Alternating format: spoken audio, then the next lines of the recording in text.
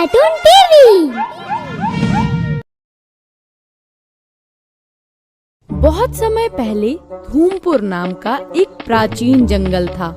जंगल में बहुत सी प्राचीन चीजें थीं, जैसे सोने की सुराही, घड़े, कीमती आभूषण आदि।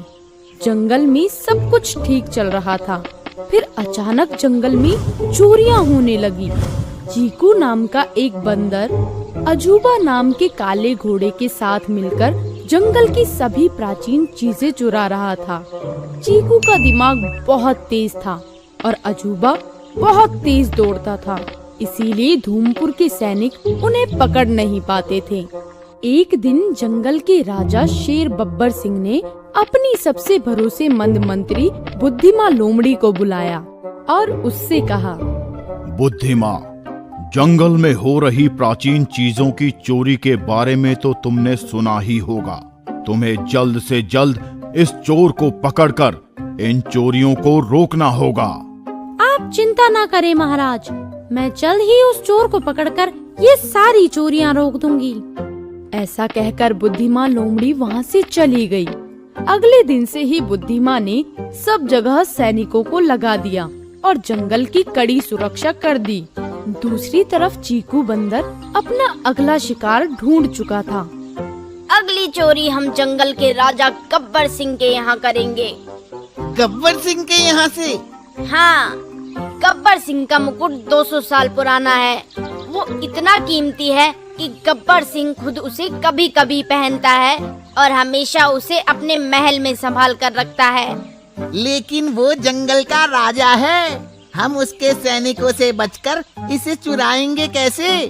हम नहीं, हमेशा की तरह चोरी मैं अकेला करूँगा और तुम मुझे जंगल के सैनिकों से बचाओगे। अगले दिन गब्बर सिंह और बुद्धिमा लोमड़ी गब्बर के महल में बात कर रहे थे। बुद्धिमा, तुमने जंगल की सुरक्षा बहुत कड़ी कर दी है। अब वो चोर कभी चोरी नहीं कर पाएगा। महाराज, वो चोर है और चोरी किए बिना नहीं रह सकता। क्या मतलब? मतलब वो चोरी जरूर करेगा और देखना ये है कि वो चोरी कहाँ और कैसे करता है। तभी उन्हें कहीं दूर से घोड़े के दौड़ने की आवाज सुनाई दी। उन्होंने आसपास देखा, लेकिन कोई नहीं दिखाई दिया। तभी उन्होंने देखा कि चीकू बंदर हाथ में गब्बर सिंह का मुकुट लिए अजूबा घोड़े पर बैठा है और अजूबा घोड़ा तेजी से दौड़ रहा है। बुद्धिमा, मेरा मुकुट! ये सुनते ही बुद्धिमा अजूबा के पीछे दौड़ पड़ी। महल के सैनिक भी अजूबा के पीछे लग गए, लेकिन अजूबा अपनी तेजी से सबको चकमा देता हुआ महल से बाहर आ गया। तभी चीकू बंदर ने एक लंबी नहर देखी। अजूबा, वो देखो नहर। अजूबा ने नहर को देखा और वो दौड़कर नहर तक गया और फिर उसने नहर के ऊपर से एक बहुत लंबी छलांग लगा दी। एक ही छलांग में अजूबा और चीकू नहर के उस पार पहुंच गए, लेकिन बुद्धिमा और बाकी सैनिक नहर को पार नहीं कर सकते थे, इसीलिए वो सब वहीं रुक गए। फिर मिलेंगे। तुम चोर हो और चोर जेल में मिलते हैं, मैं भी तुमसे वहीं मिलूंगी। चीकू बंदर जेल जाने वाला चोर नहीं है। लेकिन मैं एक न एक दिन तुम्हें जरूर पकड़ूंगी। मैं तुम्हारे सामने से निकल जाऊंगा और तुम कुछ नहीं कर पाओगी। बुराई कितनी भी चालाक क्यों ना हो चीकू, एक न एक दिन उसका अंत जरूर होता है। चीकू बंदर को चुनौतियाँ बहुत पसंद थीं, इसीलिए बुद्धिमा का आत्मविश्वास देखते हुए उसने बुद्धिमा से कहा, ऐसा है तो अगली चोरी के बारे में तुम्हें पता होगा। क्या? पर कहाँ पर? इस जंगल में मुकुट से कीमती कुछ और भी है और अगली चोरी उसी की होगी।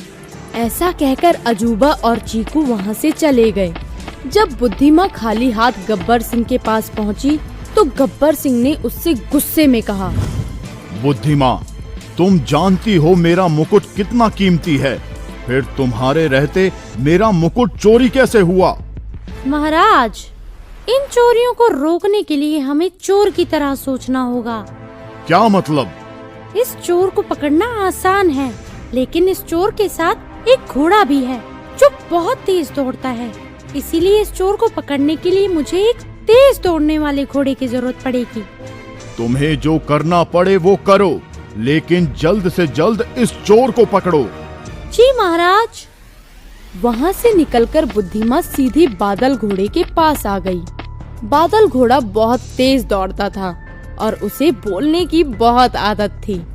जब बुद्धिमा ने बादल को चीकू चोर और अजूबा घोड़े के बारे में बताया तो बादल तुरंत बोला, अबे बातों ही बातों में तुमने मुझे बता तो दिया कि मुझे एक चोर को पकड़ना है, लेकिन बातों ही बातों में तुमने मुझे ये नहीं बताया कि तुमने इस काम के लिए मुझे ही क्यों चुना।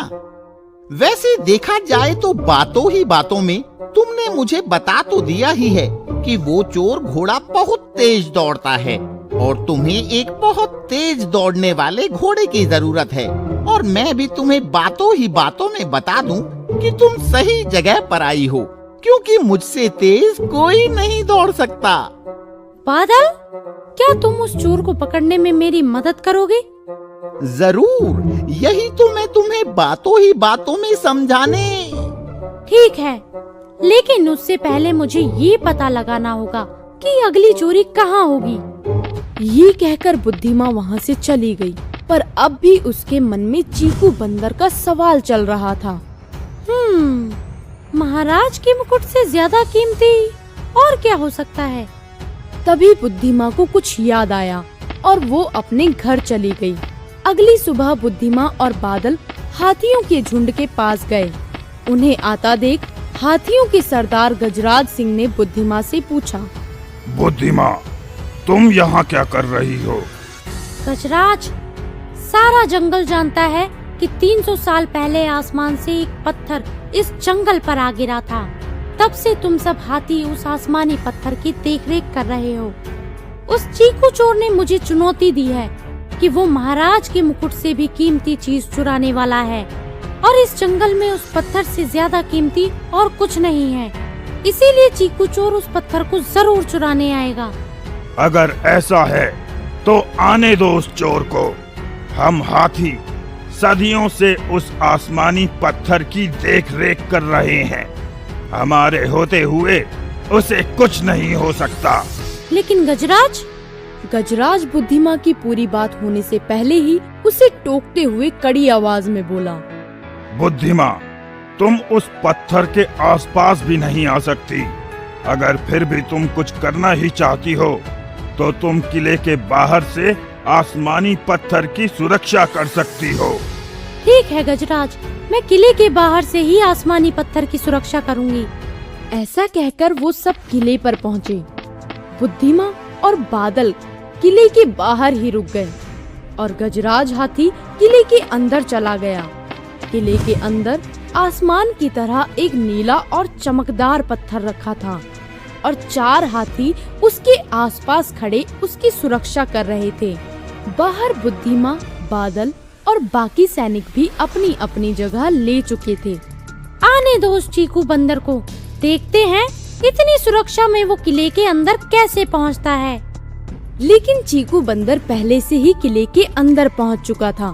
खुद को किले की दीवार के रंग में रंग कर चीकू आसमानी पत्थर चुराने की तरकीब भी सोच चुका था। तरकीब के अनुसार वो दीवार के साथ लिपटा हुआ आसमानी पत्थर तक पहुंचा और उसने आसमानी पत्थर चुरा लिया और फिर वैसे ही चुपके से किले के बाहर आ गया। तभी उसने देखा कि यहाँ तो बहुत कड़ा पहरा है, लेकिन कोई भी पहरा चीकू बंदर को चोरी करने से नहीं रोक सकता। ऐसा कहकर चीकू ने एक जोर से सीटी बजाई और कहीं से दौड़ता हुआ अजूबा घोड़ा आकर उसके पास खड़ा हो गया। सीटी की आवाज सुनकर बुद्धिमा ने चीकू की तरफ देखा। चीकू ने भी बुद्धिमा को देखा। फिर चीकू बंदर अजूबा पर बैठ गया और भागने लगा। बुद्धिमा ने ये देखा तो वो भी जल्दी से बादल की पीठ पर बैठ गई और चीकू का पीछा करने लगी। अजूबा, नहर के उस तरफ छलांग लगाओ। ये सुनते ही अजूबा ने एक बहुत लंबी छलांग लगाई और वो नहर के उस पार पहुंच गया। उसके पीछे पीछे बादल ने भी एक बहुत लंबी छलांग लगाई और वो भी नहर के उस पार पहुंच गया। ऐसे ही काफी देर तक बुद्धिमा चीकू का पीछा करती रही। फिर बुद्धिमा ने गुलेल में एक पैना पत्थर रखा और चीकू पर निशाना लगाकर छोड़ दिया। पत्थर चीकू के कंधे पर जा लगा और चीकू अजूबा की पीठ से गिर गया। उठो चीकू दोस्त। हम दोस्त नहीं, जरूरत है एक दूसरे की, और अब मुझे तुम्हारी कोई जरूरत नहीं। ये कहकर चीकू ने आसमानी पत्थर उठाया और पास ही के पेड़ पर छलांग लगा दी। तभी बुद्धिमान लोमड़ी और बादल वहाँ पहुँचे। उन्हें देखकर अजूबा भागने लगा। तभी बादल ने अजूबा से कहा, रुक जाओ अजूबा, अब बातों ही बातों में तुम कहीं नहीं भाग सकते। ये सुनकर अजूबा रुक गया। तभी वहाँ कुछ सैनिक आए और उन्होंने अजूबा को घेर लिया। बादल, वो रहा चीकू चोर। ये सुनते ही बादल बहुत तेजी से चीकू की तरफ दौड़ पड़ा और चीकू जख्मी कंधे के साथ एक पेड़ से दूसरे पेड़ पर कूदता हुआ भागने लगा। भागते भागते चीकू एक खाई के पास जा पहुंचा। गहरी खाई को देखकर चीकू रुक गया और बुद्धिमा से बोला, याद है मैंने तुमसे कहा था मैं तुम्हारे सामने से निकल जाऊंगा और तुम मुझे कुछ भी नहीं कर पाओगी। ज्यादा हीरो मत बनो चीकू, ऐसा बस फिल्मों में ही होता है। असल जिंदगी में अपनी गलती मानकर उसका पछतावा करने में ही समझदारी है। ये सुनकर चीकू रुक गया। उसे अपनी गलती का एहसास हुआ और वो आसमानी पत्थर बुद्धिमा की तरफ करके बोला, तुम ठीक कह रही हो बुद्धिमा, ये लो नायाब आसमानी पत्थर। इसे तुम ही रखो चीकू, मुझे पता था तुम चोरी करने जरूर आओगे, इसीलिए मैंने आसमानी पत्थर को इस नकली आसमानी पत्थर से बदल दिया था। देखा चीकू, मैंने कहा था ना, एक ना एक दिन बुराई का अंत जरूर होता है। और अब तुम्हें बातों ही बातों में बाकी की जिंदगी जेल में बितानी पड़ेगी। इस तरह बुद्धिमा की समझदारी और बादल की रफ्तार ने जंगल में हो रही चोरियों को रोक दिया और चीकू बंदर और अजूबा घोड़े